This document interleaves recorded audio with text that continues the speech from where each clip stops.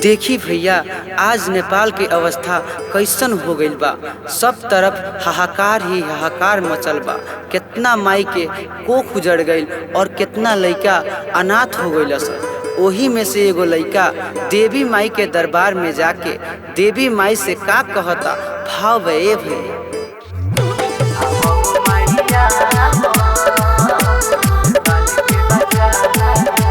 Music by आदिश राजा।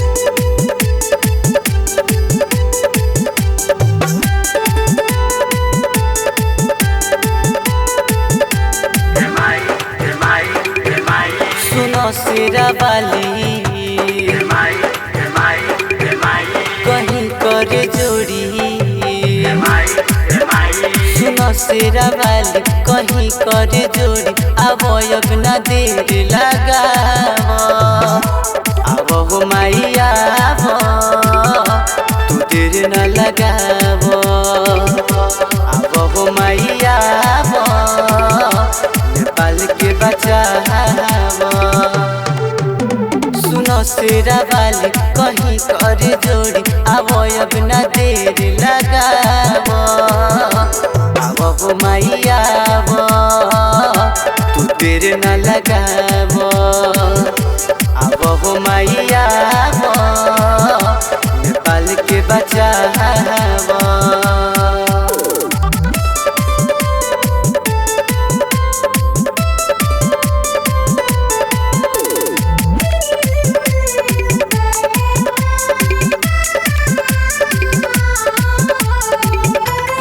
सभे पोताइल बाटे लहू में, आके बचाल मैया कले युग में। काली कहिया भवानी हो, यह सोचत मन में बानी हो।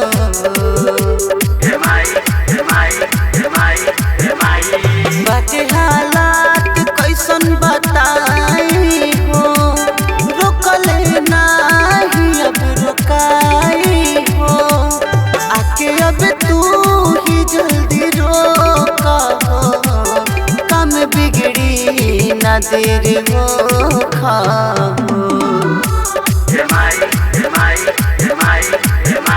जबे जबे बढ़े धर्मिया के हानि, तबे तबे रूपवा में आवो,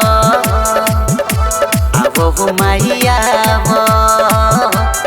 देर न लगावो, आवो हो माइया नेपाल के बचावो।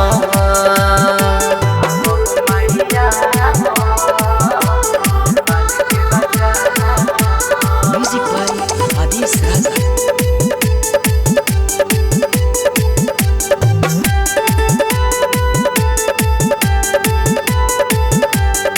लागत नेपाल के बा इज्जत ना बची माई, दिन दहाड़े रोज लाश के देखी माई।